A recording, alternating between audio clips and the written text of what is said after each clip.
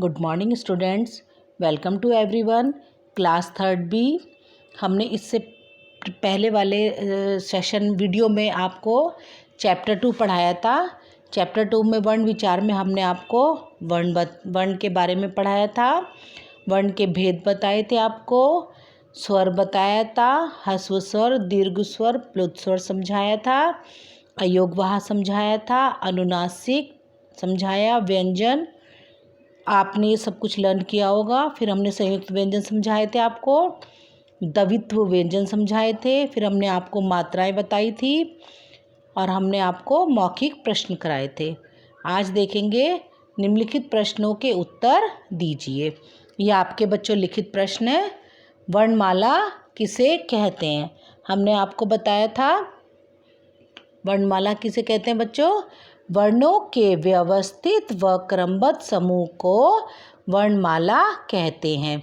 वर्णों के व्यवस्थित व क्रमबद्ध समूह को वर्णमाला कहते हैं। बच्चों वर्णमाला किसे कहते हैं? वर्णों के व्यवस्थित व क्रमबद्ध समूह को वर्णमाला कहते हैं। वर्णमाला में कितने स्वर हैं उन्हें क्रमानुसार लिखिए। वर्णमाला में 11 स्वर हैं। छोटा आ, बड़ा आ, छोटी ई, बड़ी ई, छोटा ऊ, बड़ा ऊ, री, ए, आई, ओ, औ। कितने हैं बच्चों वर्णमाला में? स्वर कितने हैं? वर्णमाला में 11 स्वर हैं, अ से औ तक। ऐसे 2 शब्द लिखिए जिनमें अनुस्वार का प्रयोग हुआ है। हमने आपको बताया था अनुस्वार वाले शब्द कौन से होते हैं? जिनमें अंक की बिंदी होती है। तो आपकी बुक में भी दिया एग्जाम्पल में पंकज, संगीत। फिर आपका संयुक्त व्यंजन कौन कौन से लिखिए।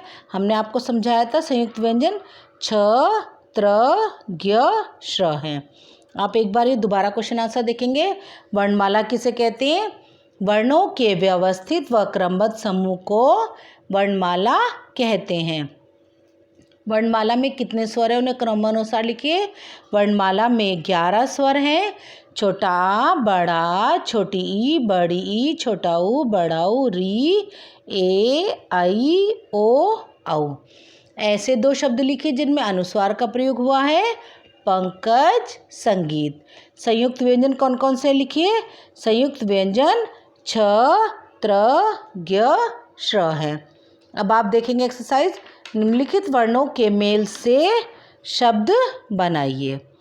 अब आपका है ये निम्नलिखित वर्णों के मेल से शब्द बनाइए।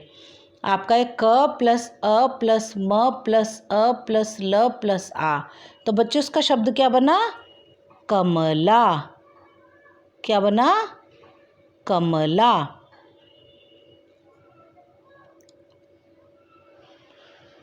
क प्लस अ क, म प्लस अ म, ल प्लस आ ला, कमला। अब आपका ख वाला है म ई ठ आ ई। तो इसका वर्ड क्या बनेगा? म ई मी, ठ आ ठा, ई। तो वर्ड बना मिठाई।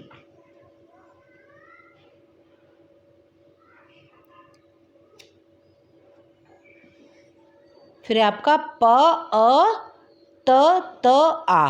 क्या बना इसका वर्ड? पत्ता। क्या बना बच्चों? पत्ता।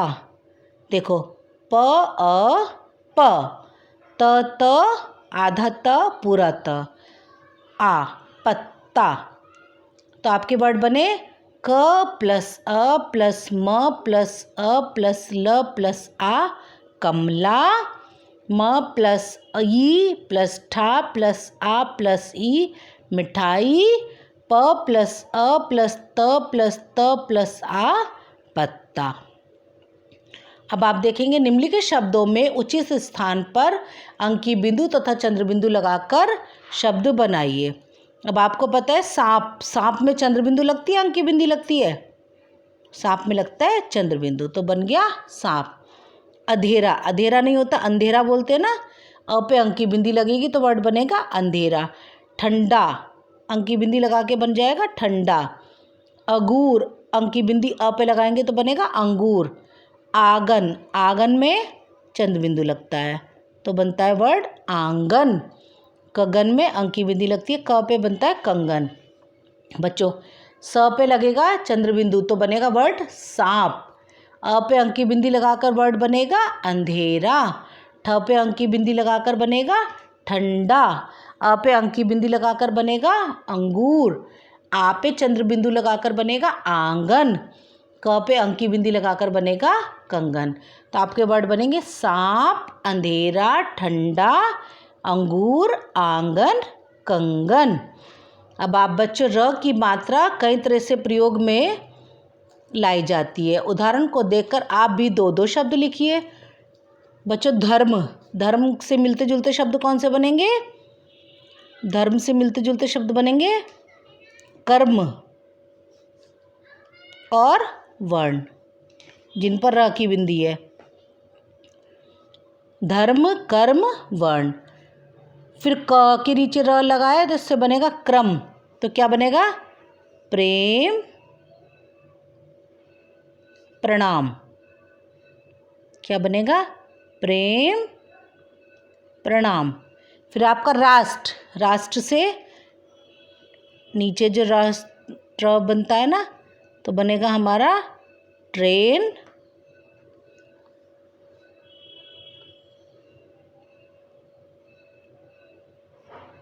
Train, truck.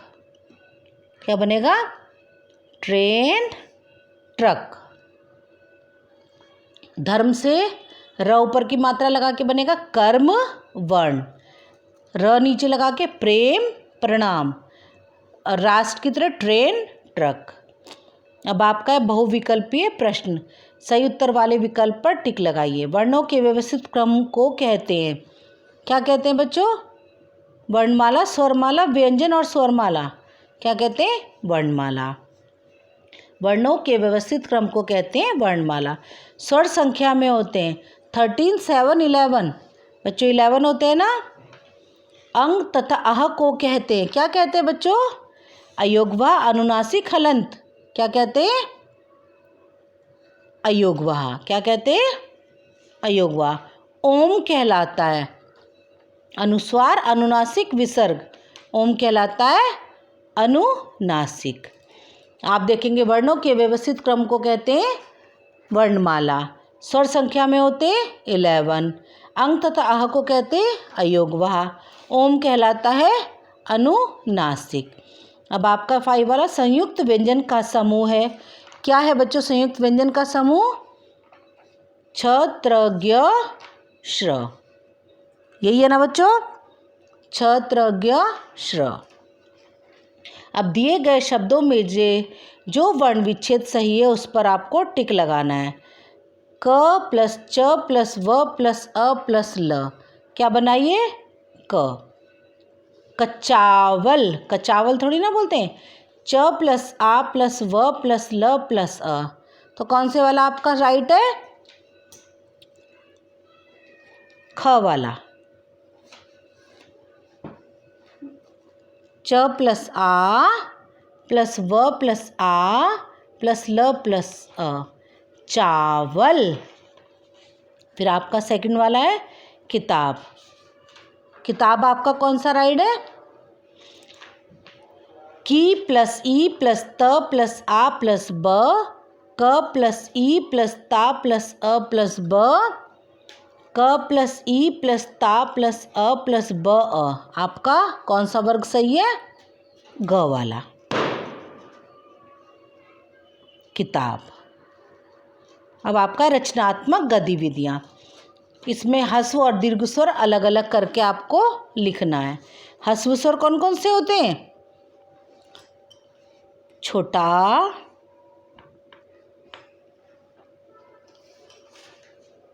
बड़ी ई, छोटा ऊ,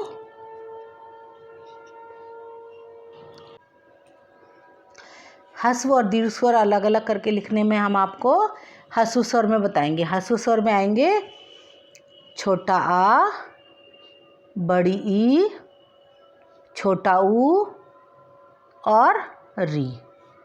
अब बाकी क्या है हमारे? दीर्घ स्वर में आएंगे बड़ा आ, बड़ी ई, बड़ा आ,